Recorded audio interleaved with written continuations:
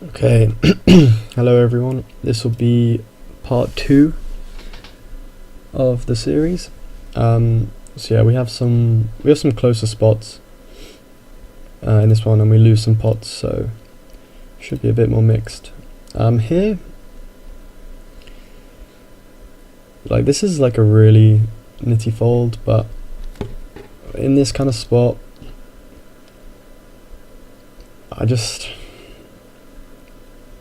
I mean, maybe I should just be a bit more loose and free, but normally this guy here, the min 3-bet with the short stack, I always interpret it to be like super strong, so I'm just putting him on queens plus and ace king, and then like the cold call is always going to be like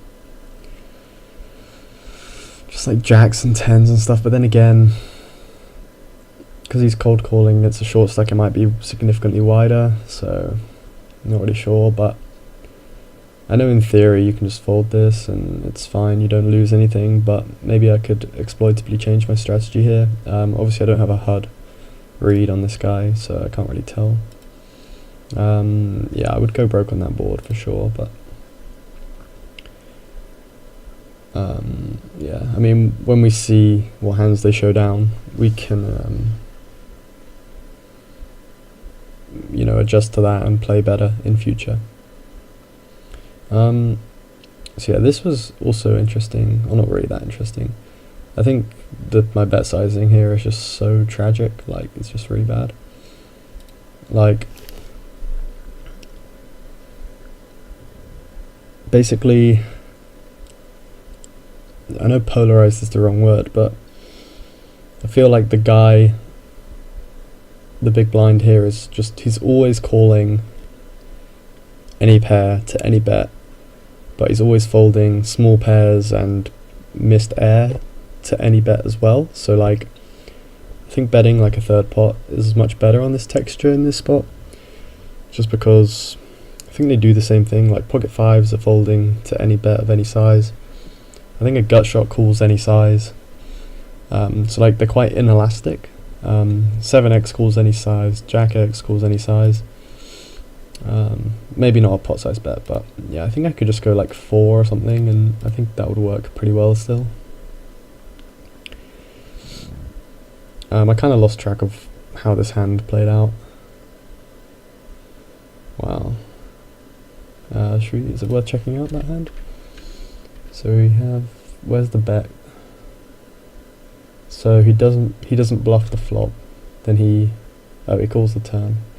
Okay, that seems fine. Well, not fine, it's pretty weird, but so yeah, we have the read now that this guy is just min 3-betting junk with a short stack. You could probably just jam against that sizing. So yeah, this was another spot where I thought my strategy was pretty bad. So yeah, some guy who we've seen limping quite a lot. You'll recognize this guy's name from previous videos, or the previous video. He's been limping a lot, limp folding, limp calling, whatever. So against the pot size raise, I think it's really important for me to have a strategy where I'm slow playing a decent amount of aces, kings, queens, jacks.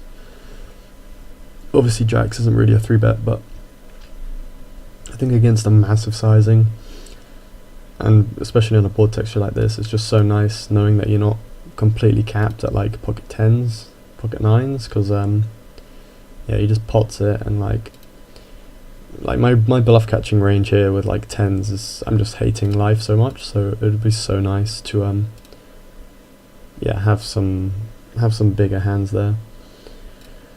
So yeah, 5-6 suited, so we flat, I'm sure 3-betting and calling pre-flop are fine as well. So we call. So he c-bets and then he checks, and then we have a flush draw here. I feel like he's c-bet giving up quite a lot here. So I think with our range, I think again it's another spot where 1/3 pot would be better than like 70% pot. I think I'd go for the big size, which I wouldn't be a fan of.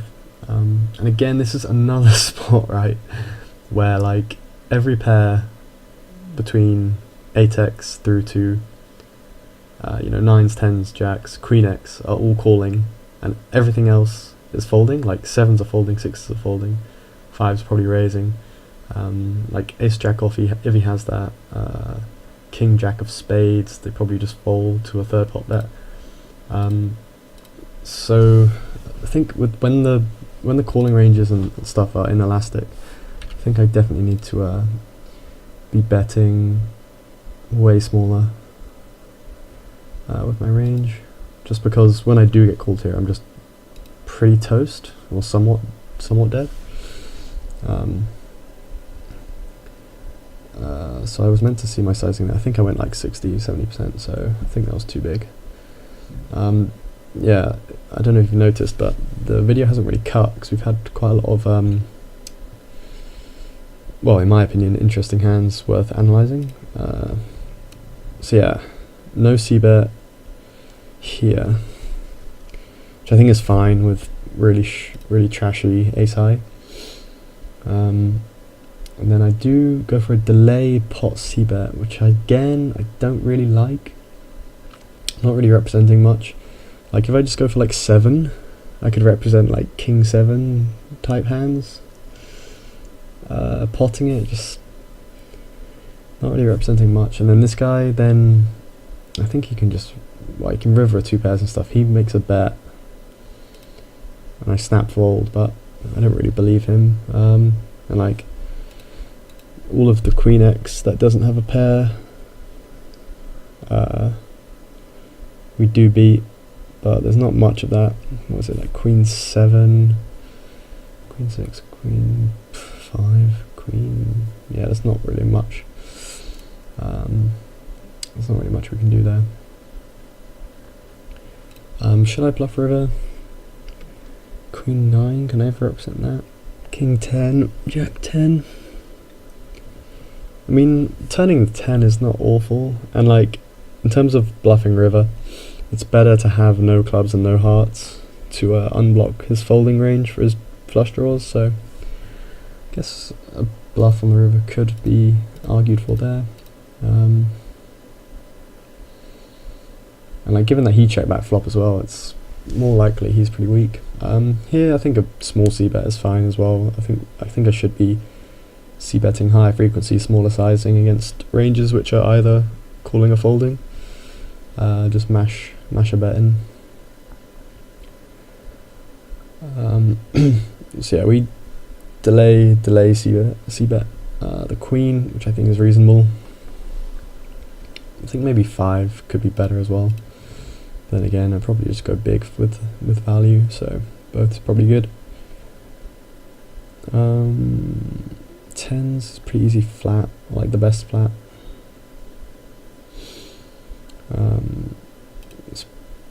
Is this a good board for our range? Actually, probably not, because 3s I fold, 6s I probably fold, 7s are borderline. He can actually have 4-5 suited. I don't really flat 4-5 suited out of position. Maybe I will. I'm thinking about expanding my ranges a bit so that I have better board coverage. But then again, I might not even open that hand, so it might not be there to begin with. Make a good top pair in the top right. So what happens next? So he does, yeah, he checks back, so he caps his range. Yeah, I think check calling this is fine. With the queen, when we check call, we're going to be pairing up and picking up gut shots on bad turn cards, so it's not awful to check call. Whereas like 7-9 I think might be a better bet, but yeah, we'll see. So I'm not sure if I get 3 streets here. So yeah, 10 is a pretty bad turn card, but we can still yeah, I think I probably should have and could have gone for 3 streets here, maybe. It's close. So yeah, just like a delay c-bet here of like even a third pot or half pot would be nice, because I think he's got like ace high. I don't think ace high calls this size, but I think it calls a different sizing. So we probed the jack really big, which I don't like again. I think I'm just seeing so many errors on my part. So the reason I leave the jack is because the jack doesn't hit him very hard. Obviously ace jack suited does improve. So that's like 3 combinations. Ace jack off I don't really give him credit for. So yeah, 3 combinations he's improving on, and I don't think he's ever checking back to the nuts, like, on average. But yeah, on this river card, I think I should be check jamming all of my value and check folding everything else, just because, you know, my range is completely killed on this river card.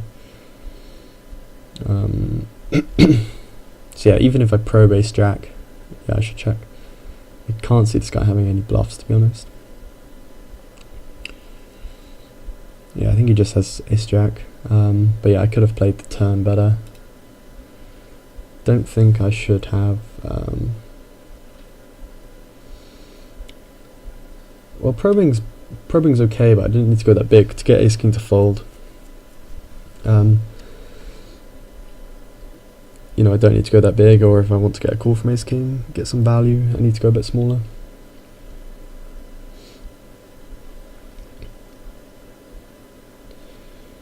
I think the ace king versus limp re-raise aces was standard. This, I think the range, yeah,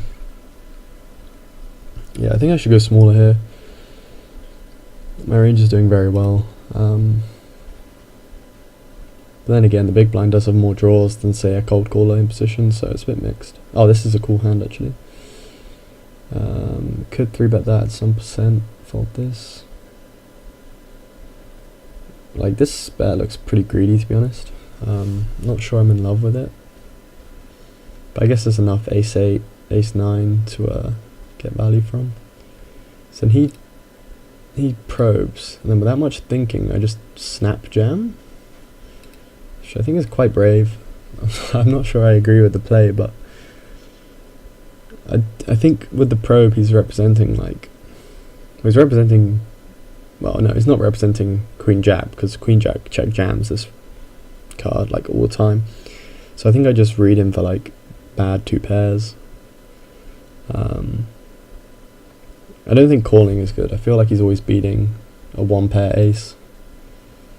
King 10? I don't know. Maybe it's just a bluff, but I'm not sure. I mean, I have enough 8, 9 and jack queen here to justify some bluffs here, but I think it's important to put this through like an RNG and just make sure we're not bluffing it 100%.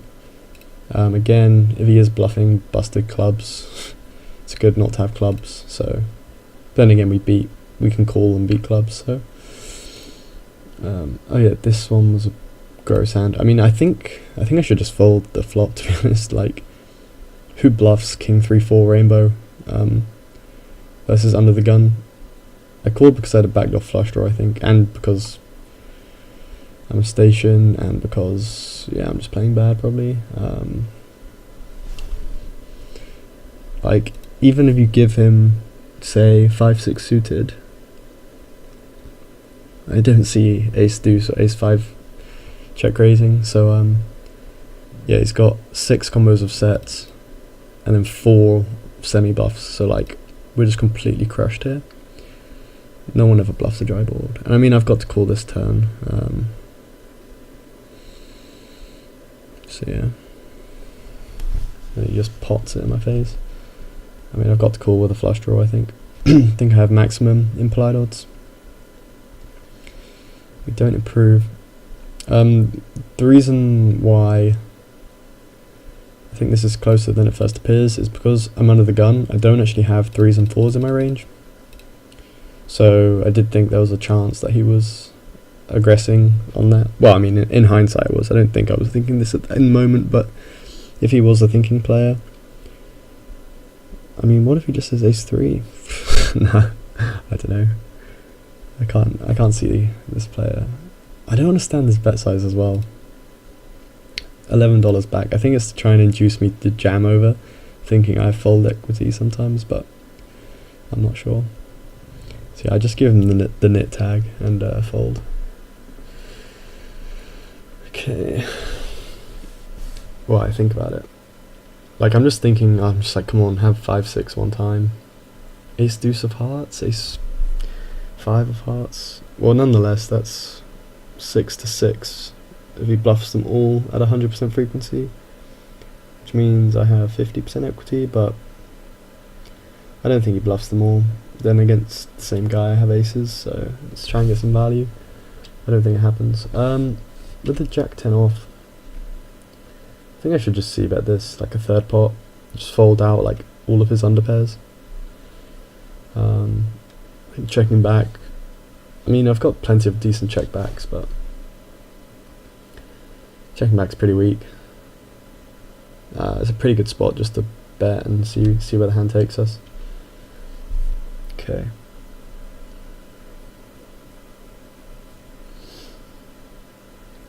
So yeah, we got some draws, top right. I feel like that's another spot where betting small is fine because it's gonna have so many tiny pairs which just fold, and like, I don't know, king, queen and stuff. Well, they probably call, but just junky stuff. So what am I lolling about? I don't know, it must be the ace queen hand maybe.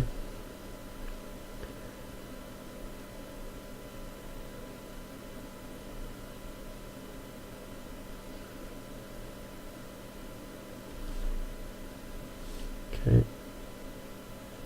King queen of hearts. So I think I flat this one, which is not what I normally do, but it's good to do a mixture, so it's fine. See what happens. Oh yeah, god, I butchered this hand so bad. What was I thinking? I raise and it's just so bad. Like, what am I doing? It's just a beyond terrible re-raise. I mean, I shouldn't need to explain it, but firstly, I have like no sets here. I don't really call sixes in this spot. Don't really call queens or kings. There's only like, how many combos of 8-out draws are there? Only jack 10 suited? No. Well, yeah, jack 10 suited. There's 4 combos of 8-out draws. Everything else is a gut shot. It's just so bad. Got priced in by some limp re-raise. So yeah, not gonna bluff in this spot. Should be turning the best hand here, pretty much always. I don't think this guy's got ace king. I think I'm checking this back. I think I'm also scared of this guy. He limp re-raised under the gun, so I'm pretty scared. Just checking he doesn't have ace king, and then I just go massive for value, which I think is a viable line. So I checked the set on a really bad board for my range. I think that's correct. So I think my plan was to check jam the ace. So we get value with ace queen, which is fine. My bet was pretty greedy, but it worked out. So yeah, obviously I'm planning on check jamming the ace, and hoping he's got ace 10, but he decides not to bet. We get a really bad river. Is there an argument for leading the turn when an ace comes? Check, call, lead. Ace 8 suited. I think there might be. Queen jack's improving in a big way. It's picking up. It's now open-ended.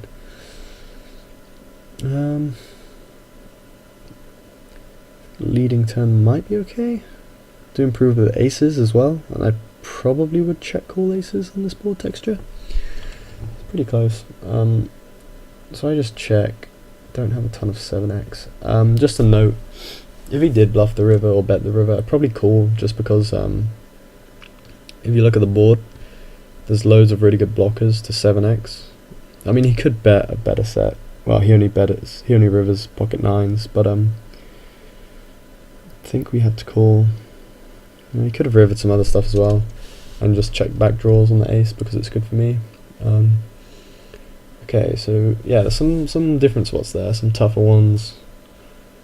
Definitely a lot of different angles to look at those hands. So this is good because I feel like I'm learning something, and hopefully my hindsight perspectives are interesting for you, and you know, maybe you pick something up as well. So I'll see you in the next episode. Hopefully I'll dish one out tomorrow. Gonna go to bed now. So yeah, see you next time.